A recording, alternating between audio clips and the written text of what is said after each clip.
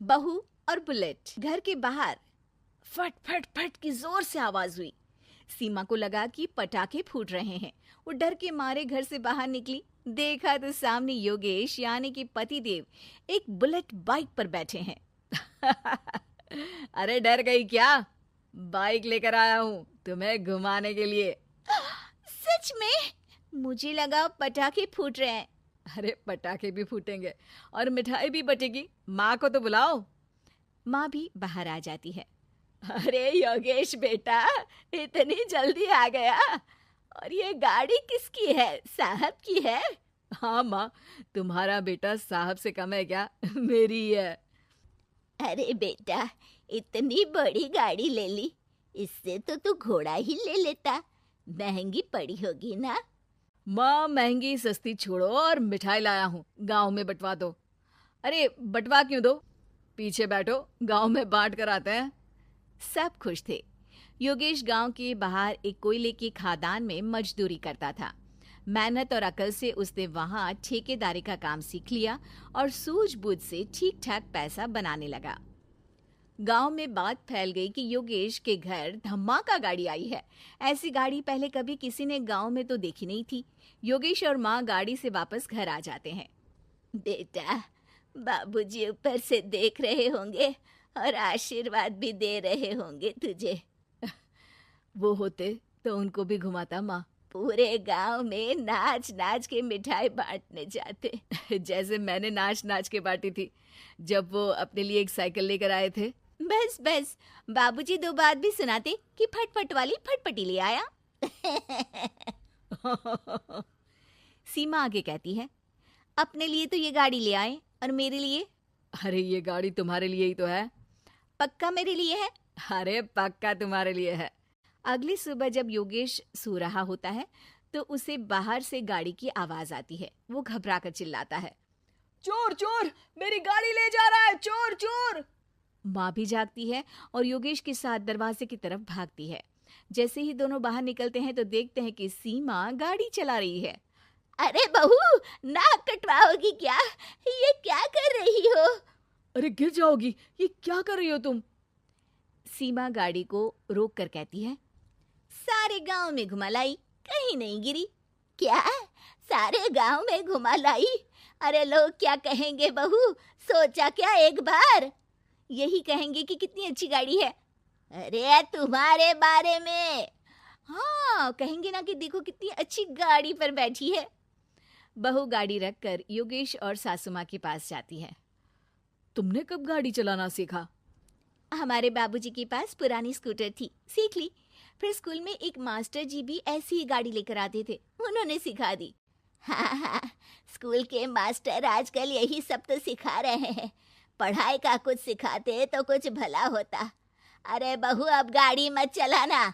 हमारे परिवार में कभी किसी औरत ने पीछे से आगे की सीट पे आने की हिम्मत नहीं की है। तुम भी मत करना, समझी? जी समझ गई माँ जी।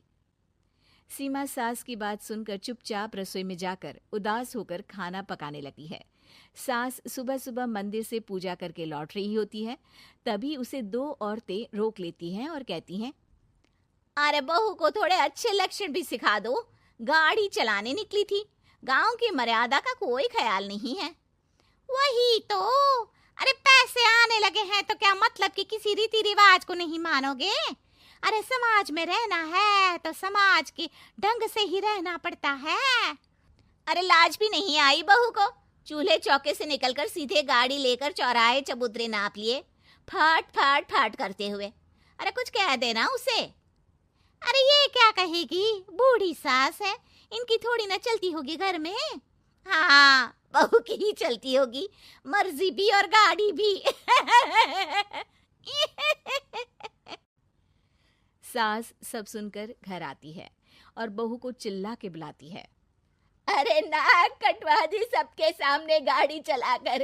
औरत जात गाड़ी नहीं चलाती। शहरों में तो 4 पहियों वाली गाड़ी भी चलाती हैं और हेलीकॉप्टर, हवाई जहाज भी। शहर में थोड़ी ना रहती हो मैडम साहिबा। आज के बाद गाड़ी से ही नहीं, यूं भी निकलना बंद तुम्हारा घर से। माँ सही कह रही है। कहीं भी जाना हो तो मुझे बता देना, मैं लेकर चलूंगा। आज माँ को तुम्हारे कारण कितनी बातें सुननी पड़ी। इतना कहते हुए योगेश वहां से चला जाता है। बारिश की वजह से कारखाने के रोड पर कीचड़ रहता है, इसीलिए योगेश गाड़ी घर रख कर जाता है और किसी से लिफ्ट लेकर कारखाने पहुंचता है ताकि नई गाड़ी गंदी ना हो। लेकिन शाम को इतनी तेज बारिश होती है कि उसे वापस आने का कोई साधन ही नहीं मिलता। बारिश बढ़ती जाती है, रात के 11 बज जाते हैं। रास्ते में एक नदी का ब्रिज है, अगर उस पर पानी आ गया तो योगेश कारखाने में ही फंस जाएगा। पूरी रात भूखे प्यासे बितानी पड़ेगी। घना अंधेरा, बिजली की कड़कड़ाहट और तेज बारिश। राजेश डर भी रहा था, ठंड से कांप भी रहा था। तभी उसे रोड से आती हुई एक रोशनी दिखती है। वो देखता है कि उसके सामने एक बाइक आकर खड़ी हुई है। वो ऊपर वाले को धन्यवाद देकर उस बाइक वाले आदमी की तरफ बढ़ता है, पर पास जाकर देखता है तो भौचक्का रह जाता है। सीमा, तुम यहाँ इतनी बारिश में गाड़ी पर? पहले बैठो तो, नदी ब्रिज पे आ जाएगी तो जाना मुश्किल हो जाएगा। योगेश गाड़ी के पीछे बैठता है। सीमा गाड़ी चला रही है। मैंने तो तुमको पहचाना ही नहीं। गाड़ी की आवाज तो पहचानी होगी ना। अरे पर मुझे नहीं पता था कि तुम आओगी। अच्छा किया कि तुम आ गई।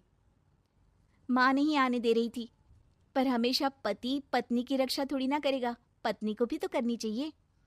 योगेश को सुबह अपने किए पर पछतावा होता है। उसकी आंख में आंसू आ गए जो बारिश की बूंदों में बह गए थे।